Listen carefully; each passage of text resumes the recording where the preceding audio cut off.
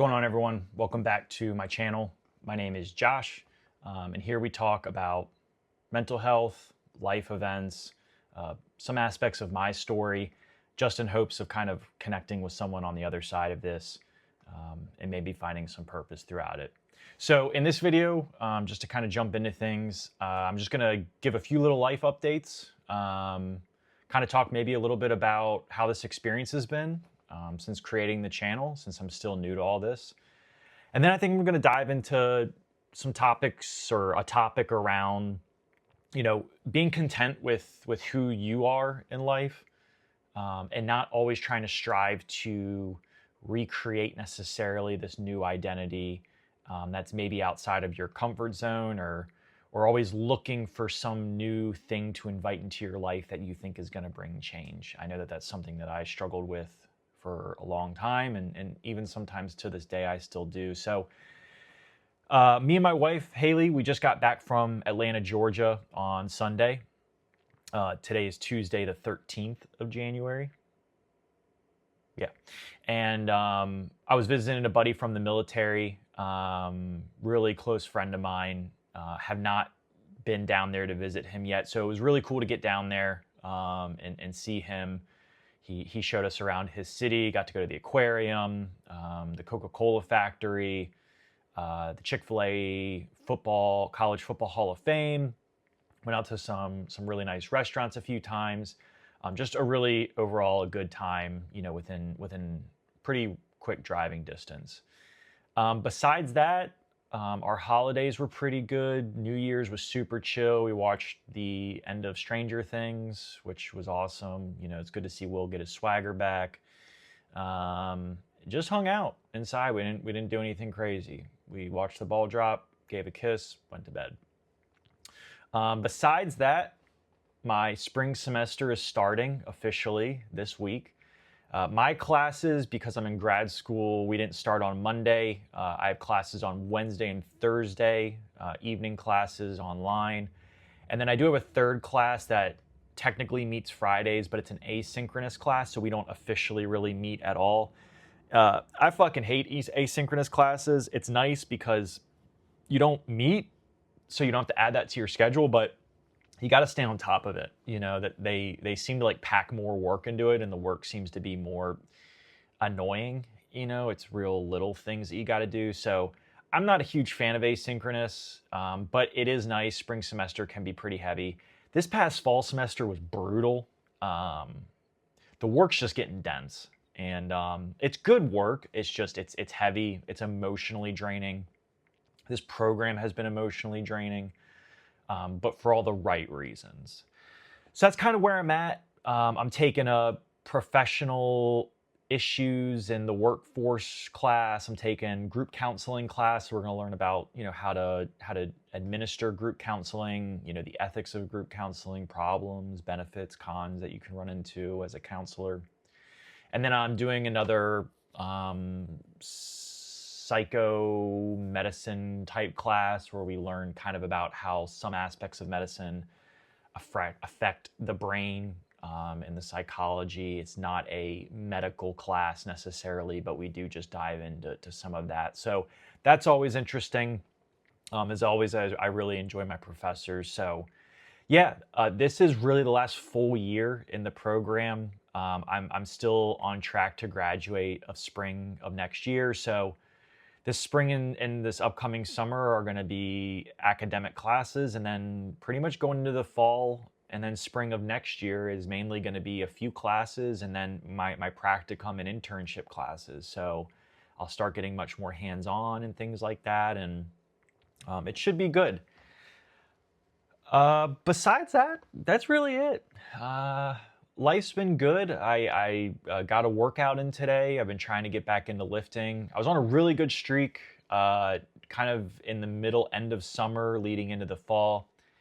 And then this past fall, my wife and I drove up to Philly for a wedding, and we were up in the Philly DMV area for about 2 weeks. And when I get out of a streak, man, I'm out. So it was really hard for me to come back and pick that back up. That's something that I struggle with a lot. I have to keep a routine, and if I give myself any grace, I think grace is good. I think, I do take days off, but if I give myself more than a day or two, I start falling into this area where I feel the laziness come back on. So I worked out yesterday. I worked out today. I really have been trying to take it slow, so I don't beat my body up. One of the things that I always have a problem with is I sometimes lift more weight than I think I can. No, I lift more weight than my body can. So I end up pulling something or hurting myself, and it happens a lot. So um, I'm just trying to approach my physical health sort of like I did with my mental health this time around, where I'm just trying to approach things slowly and gradually. I've never have been a big lifter, but I do love how it makes me feel. Um, there is obviously like the physical ego boost of it. I like how I look when I start lifting consistently. I like to see how my body changes. Obviously, my wife likes it too. Um, ego Building up your ego through feeling good about how you look is important, in my opinion. It shouldn't be necessarily, in my thoughts, like your main drive of why you work out, but it's certainly a plus. If that is something that is important to you and it's something that you're striving to do, great. At this point in my life, at 34, I am now more lifting to maintain my body. I've noticed that I can feel my lower back getting super weak. My legs used to be a really strong aspect of my body. It's not anymore. My quads and my thighs are super weak. So long term, it's really going to be detrimental. And then as I move into, my wife and I hopefully move into phases of wanting to start a family, like I want to be able to play and entertain my kid. I want to be able to lift my kid up, and I don't want to get hurt in doing that. So it's somewhat maintenance. It's somewhat an aesthetic ego thing to feel good about myself, but it's also like preserving the longevity of my body to keep up. So if you don't care about the whole feeling good about how you look, like you don't really care about what it does to your body, try maybe get in the gym, go for a walk, do it for other reasons. Anyway, I'm off my soapbox. I'm not an expert in that shit anyway. I'm not an expert in anything. So, sometimes I struggle with thinking of like ideas for videos, and the last video I kind of talked about some of the issues that I know that I struggled with and sometimes still do, and some of the things that I notice for men in their 20s and 30s with identity and finding purpose and bringing meaning back to your life. And I kind of want to talk about picking up off of that video a little bit, but transitioning to the side of like, how do we as men accept who we are while still trying to grow? And I think in the day and age, the society that we live in, and this applies to women too. It's really like all of our society, at least, me as a millennial, and I don't know the other ones, but especially like for the millennial group I'm speaking to, I feel like we're always searching for something to introduce into our lives to influence change. And for a very long time, that is something that I was constantly searching for. I was always on YouTube. I love YouTube. I've always been a big watcher of YouTube. And I was always trying to find a new channel, like a new personality that matched me. And like maybe in some way this is what this is for you, or I was always looking for like a new app on the phone to invigorate me to do something new, whether it was like as dumb as a new alarm clock app to, prioritize and schedule my sleep habits better, or whether it was a workout app that would, regiment me and organize my lifts to help me, or encourage me to want to work out more. I was always kind of searching for something outside of myself to bring me value or purpose to make a change. And I do see this a lot with people in my life and just us as society, where it's really kind of like a discipline issue where a lot of us just don't have the discipline to make ourselves do things that we need to do. And in lieu of that, we try and replace that discipline, in my opinion, with these novelties or these technologies in hopes that it's going to do the work for us, but also kind of motivate us to do the work. And I think there are areas where there are certain apps and there are certain technologies that are great. And if you're someone who struggles with attention or you struggle with motivation, like some of these apps can be very useful. The problem is that you still have to be disciplined enough to pull up that app or to put on that piece of technology. You still have to go out there and do the work. And that was something that I really struggled with for a long time is that even when I downloaded these things, even when I watched these people on YouTube, I was still sitting on the couch. I wasn't really changing my behavior at all. I was hoping that by introducing these things into my life, it would change my behavior. And I think that that's wrong, and I had to kind of learn the long way and the hard way that I had to change things about myself in order to invoke the change. And a lot of that was mental. I stopped trying to rely on these things outside of my life that don't know me and they don't know my story and they don't know the way that I live, thinking it was going to work. One of the things that I've always wanted to be was like more organized, like especially with school. I always love going on YouTube and seeing these like really aesthetically pleasing videos of people with these like perfect calendars in their phone, and they have these perfect study guides, and they have an iPad and an iPhone, and their iPad, they write their notes down. And I would buy these things thinking that, okay, if I just buy the iPad, I'll take notes. But I'm not like a note-taking guy. I never was good at learning how to take notes in school. So buying an iPad, as an example, isn't going to all of a sudden make me take notes. I have to learn for me, I have to learn why taking notes is important. I have to learn what is the most efficient and effective way for me to take notes to where I'm going to look back at those notes. So it's things like that where I think for men, men and women, but speaking to my main crowd, we have to understand who we are as an individual. And what works for someone else does not mean it's going to work for you. And it's okay to try these things at times, but sometimes you just have, in my opinion, you have to get back to the basics of life. There's apps that I do work out best when I have an app or someone kind of structuring my workout. Why?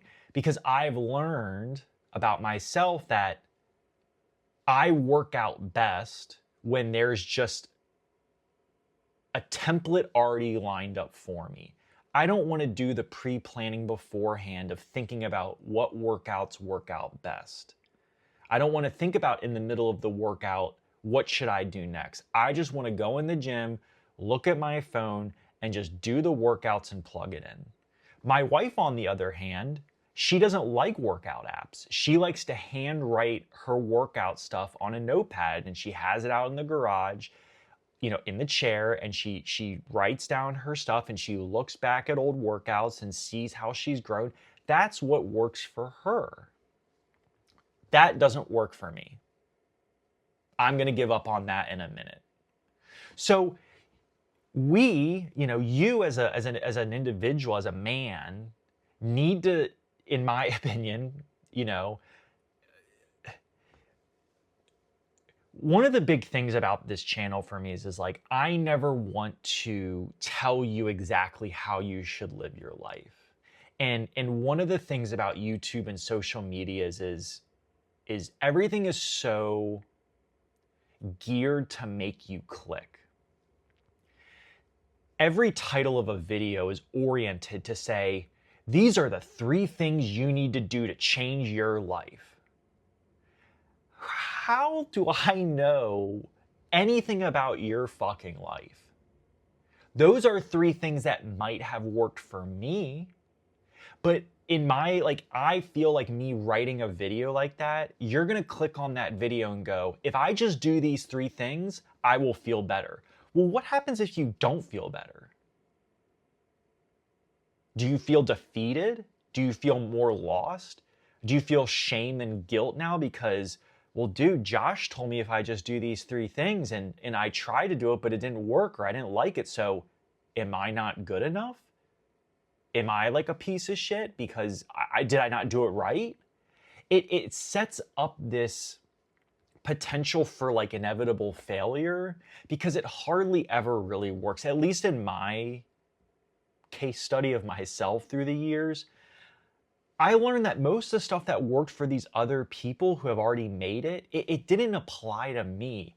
And that's why I try and orient these videos to say, like, these are things that worked for me because of the shit that I went through and what I've experienced. These are just suggestions. And ultimately, the number one thing I think does work is you have to kind of look inside of yourself and come to an understanding of, like, this is who I am and this is what works best for me. And that doesn't mean you can't curate and change things and adjust certain aspects of yourself to make them either better or a little more efficient, but you're just not oriented the same way that I am. You know, your lived experience in life, your outlook on life, the things that you've done in your life, the current place you are in your life is completely different than mine. So for me to sit here and try and tell you, if you just do these 3 things, or if you just follow these 5 rules, you will become a more productive man. Like, I would think that's lip service to me. And that's not what I want this channel. This is not what I want this message to be about.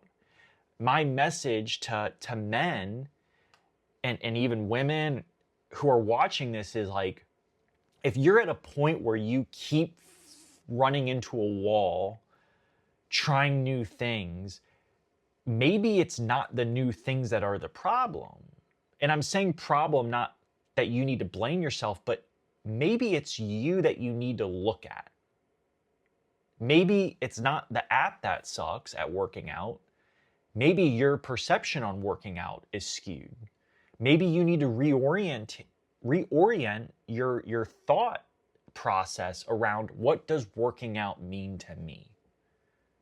You know, I have no interest in being a big workout guy who competes and stuff. So while there may be certain people on social media that I watch for entertainment, I know that the way that Bradley Martin lives is not going to fit the way that I live. Nor do I want to be like him.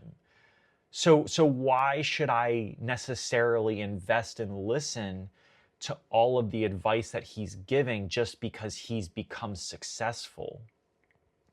You need to detach yourself and your beliefs, in my opinion, with what these successful people are trying to tell you. It worked for them, maybe. Or maybe they're just creating these videos as clickbait. I was watching this video earlier of this, like, really popular guy who's, like, famous for reading books. He's like a professional book reader. And it was like, the video was like, so it antagonized me in a way because it was all about, like, how you're reading wrong. So it's like all of a sudden now, like, the way that I'm reading is wrong. He reads over 100 books a year, he says. And he says, if you're not writing notes in your book and underlining stuff, you're not really reading the book. First off, fuck you. 2, who the fuck are you to tell me that I'm not reading the book right because you write notes in your book? But, like, because he's famous, because he's successful, his videos are shot well, the audio is great, he has millions of subscribers, we have to believe that if I don't, like, he had stuff like, you should be eating and drinking while you're reading. You should be making your books dirty. Your books are not what do you say? Your books aren't valuable. They're just like things in your life. They're not precious things. What if I do think my books are precious? Like, not everything we do has to have some growth purpose to it. I don't want to take notes while I'm reading. I just spent 25 bucks on this book. Why do I want to write notes in it? So, I'm kind of going off on a tangent here, but I think what I'm trying to say is just like, it's okay to be you. It's okay to not be as good at something as someone else. It's also okay to remember, like, you're an adult, man. You're not going to have perfected everything the first time you try it. I think as adults, that's like hard for us sometimes, is we forget what it's like to grow into something. You know, when you do it as a kid, it's like part of being a kid, because as a kid, you're learning life. Like, that's all about being a kid is trial and error, failing, succeeding, becoming embarrassed, learning your emotions, becoming more intelligent, figuring life out. You're constantly learning. But we kind of hit this point when we become an adult, especially older adults, where we feel like our learning is over. So whenever we try something new and we're not great at it, we're like, ooh, that's embarrassing. And we just give up on it. And I see it all the time, like with the apps, with social media figures, with people trying to introduce new hobbies into their life. Dude, I when I was at one of my worst points, like I went on when I had I still have a Facebook, but I have a Facebook for Facebook Marketplace. That's pretty much it. About a year and a half ago, I went on Facebook Marketplace, bought an electric piano because I really wanted to get back in touch with my musical side. I used to play trumpet when I was a kid. I haven't used that fucking piano once. I was buying something thinking that it would encourage me into a new hobby. And it didn't. And I know that about myself. I know that when I get down about something, or when I'm in a kind of a rough, dark place, I kind of do like impromptu buys. I try and I try and bring purpose to my life through purchases, or by watching people on social media. I used to do this thing when I wanted to get into working out, and I'm sure you've done it too, where I would go on these sites and I would just buy supplements. I'd buy the new protein, the new pre-workout, the creatine, the beta alkamines, and I'd be like, I just dropped 150, 200 bucks on this, and now I'm gonna go get in shape. And then it would sit in a cabinet in the kitchen for years. Because I'm a jackass. So, I think it's important that we just slow down, you know? Journal about yourself. Have a conversation with yourself. Talk out loud to yourself. Like, this is something that I want to do, but how do I get there? Do I keep walking the same path that I have been trying to get to this point? Or do I try a new path to getting there? And that's a conversation that you have to have with yourself. And they're really difficult conversations. Sometimes they're very uncomfortable.